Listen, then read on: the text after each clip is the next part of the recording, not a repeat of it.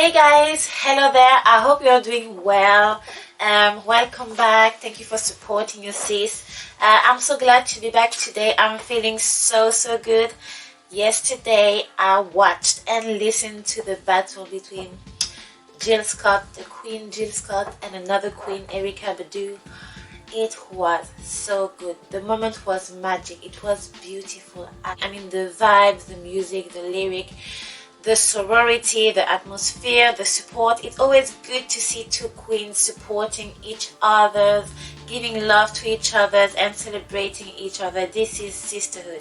I mean, this moment was magic. I loved it. So I hope you've been able to catch it. It was just wonderful. So today I'm going to talk about a book that I've been reading. It's called The Color Complex, The Politics of Skin Color in a New Millennium. So this is the book. Colorism, if you're not familiar with this term, is basically having prejudice or discriminating people based on their skin tone. So it's not about skin color, it's about your skin tone, the shade of your skin. So Alice Walker was the first author to refer to this term in her work, and it became more and more popular after it. And it's a good thing because this is quite a complex topic to talk about. But I decided it was time for me to talk about this book because I love the book. So if I take on the definition that we have on the book, the term colorism is widely used to refer to the prejudices and discriminatory practices surrounding skin color differences that occur not only among African Americans but also among other populations of color such as Latinos and Asians. So I really love the fact that this book is not only centered about African American or black people but also other ethnicities. To refer to colorism, there are also different choices of words that have been used in the book. We have the bleaching syndrome that have been used by Ho, and also cosmetic westernism. All these things basically refer to an Eurocentric ideal of beauty, so anything to look whiter or to have different features that are closer to Eurocentric ideal of beauty.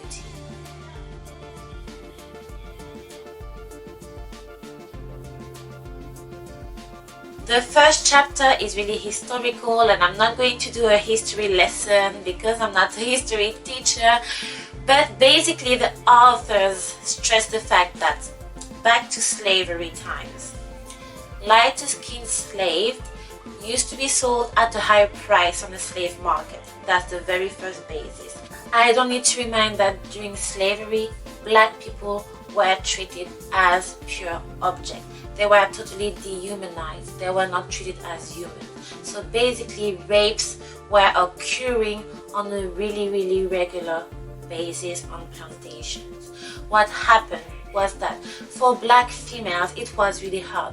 The lighter skinned females used to be sold at a higher price on the female slave market.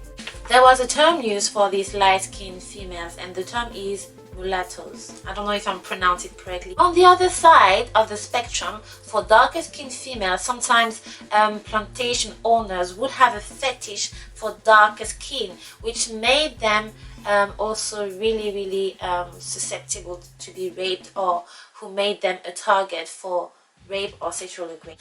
Secondly, why were they sold at a higher price? Is because they had this misconception that the lighter skin they were closer to European features, and then they were deemed as more intelligent. That's the first thing. Secondly, when they were working in their slave master's place, most of the time lighter skinned slaves were working within the house. They were doing lighter work because they were not working under the sun in the fields, while darker skinned slaves most of the time were working in the field and doing harsher type of work. Later on, after emancipation, there were more and more interracial relationships, even though it was not the norm, but it started to happen. And what happened is that when white men, most of the time white masters, had kids with slave or former slave or black people, they would have mixed race kids. So these kids, unfortunately, a lot of them were the result of rapes. But these kids tend to have in this society a preferential status. Sometimes the father will give them financial support, or sometimes they will have more legal rights after the emancipation, especially in the Deep South. This is where we started to have a little bit of differences, and it was induced by a white society where we had white privilege, because we talked about slavery time or immediately after slavery time. What happened after that is that a small community started to develop, especially in the Deep South. Obviously, it's not most of them, but a small community of mixed race people wanted to keep their privilege, especially during and after the Civil War that happened and caused a fraction between the North and the South of the United States. And the authors say that at this time, we started to see in the South a Creole community, and they acted as a buffer class between the white and the black people. This is why we start to have this differentiation based on the skin tone. What the author is saying is that in the Deep South, this population of mulattoes started to enjoy more freedom, more legal rights, and more protection due to their heritage. Given this superior social status, they started to develop a community, and sometimes they even developed social clubs, which were really exclusive to people with the same skin tone. They even mentioned the Paperback Test, which is taking a paper bag which is a bit brownish, and if your skin is lighter or the same color of the bag, you can belong or enter the club. If not, unfortunately, your place is not in the club. So this is where we start to have these discriminatory practices based on skin color. This is all we learn. This is part of all the things we learned on chapter 1, and it was really interesting for me to get this historical approach. Obviously, I'm not going to make a full history lesson because there is so much to say. This is such a complex topic to understand the historical roots of colorism, but this chapter was really good to read. In this chapter, we also learn a bit more, as I said, about relationship between slave owners and slaves, but also about Native American and black people at the time. While the first chapter was really informative and was like a mini history lesson, the second chapter is more wider in the sense that it's less focused on the African American experience. We learn more about the effects of colorism in other regions of the world, like Asia. The lightening cream market in India is just huge, and the authors also make reference to the caste system in India, where unfortunately skin colors does play a lot in the system of caste and also social status, unfortunately, especially for women. So the author stressed the fact that for many families in India, they feel like it's more difficult for them to marry off. I hate the terms marry off. Anyway, it's more difficult for them to marry off their daughter if she's dark skinned, according to them. Okay, which is really sad actually. Now, with the author talks about India, they also talk about the eastern part of Asia, countries like Japan or South Korea, where being the whitest possible is seen as a sign of beauty. Now, obviously, these countries do not have the same historical background as the United States, so this is a different dynamic with regard to colorism that we have here.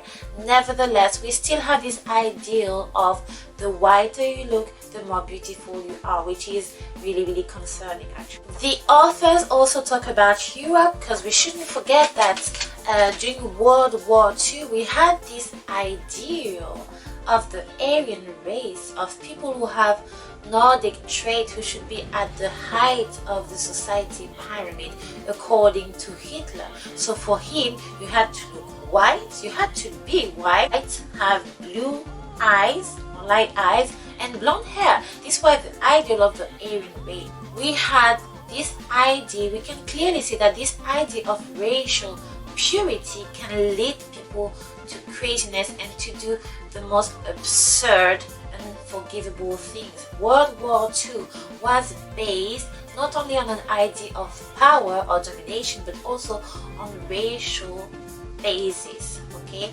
Exterminating people who were deemed as an impure race. And we shouldn't forget also that in Europe we also have a lot of discrimination against gypsy people who tend to have a darker skin. So these are pieces of reflection that the authors propose and discuss in chapter 2, which I really like, because when we talk about colorism, it's true that we tend to center it around the black experience, but it's also good to have this insight of how it works in other communities or in other ethnicities as well.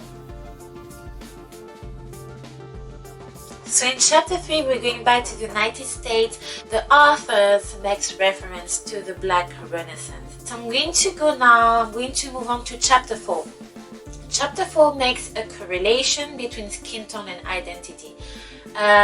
What I like about chapter 4 is the fact that they mention this experience. They had an experiment. It's called the doll experiment. Clark. So we had a population of kids who are giving the choice between a white doll and a black doll. Most of the kids prefer to play with the white doll because the white doll, according to them, seemed nicer. So here we have the implication and the effect of colorism and unfortunately racism also on the biases that these kids were forming at a very young age. The author also stressed that, unfortunately, most of the time this type of bias is strongest in young girls. A lot of similar experiments have been conducted after this one, and the results were more or less the same consistently.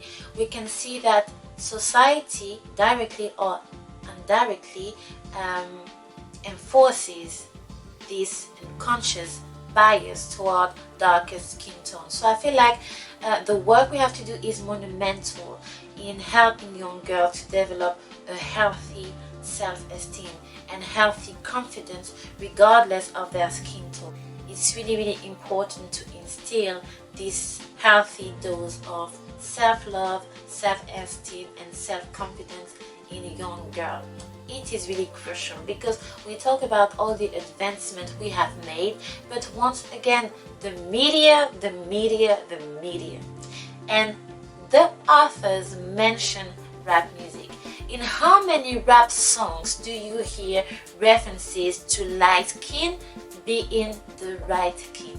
All of this is toxic and harmful for all these little girls and all these teenage girls who are hearing these messages and who feel that their skin tone doesn't correspond to the ideal which is being perpetuated in all these media and all this popular music. So I really love the phrase that is used by the authors. They are saying that we should make sure that young girls and teenage girls are empowered to resist colorism. And I love the fact that we have more and more books like these. We have more and more documentaries, more and more community activists, more and more people addressing this topic, because this is so fundamental to us. Another thing is, I've been talking a lot about young girls and teenage girls. We need to know that there is also a form of gender colorism, in the sense that colorism doesn't affect female the way it affects males.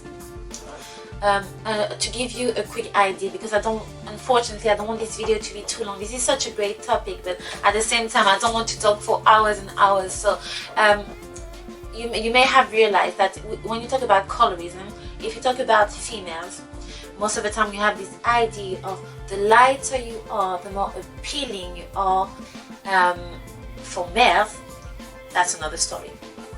If we look at colorism, the idea that has been perpetuated is that, and again the roots are from slavery again, is if you're a male, the lighter you are, you might be seen as weak or as a pretty boy.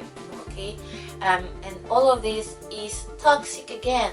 Now if you go back to the other side of the scale, as a female, unfortunately you have the idea of the darker you are, you might be less appealing, or you might be less pleasant if you look at colorism.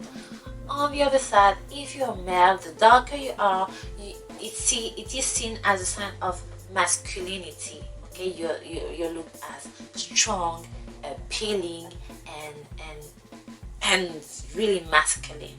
So this is where we are if we look at gender colorism. Obviously, in all its form, colorism is highly toxic. Highly toxic.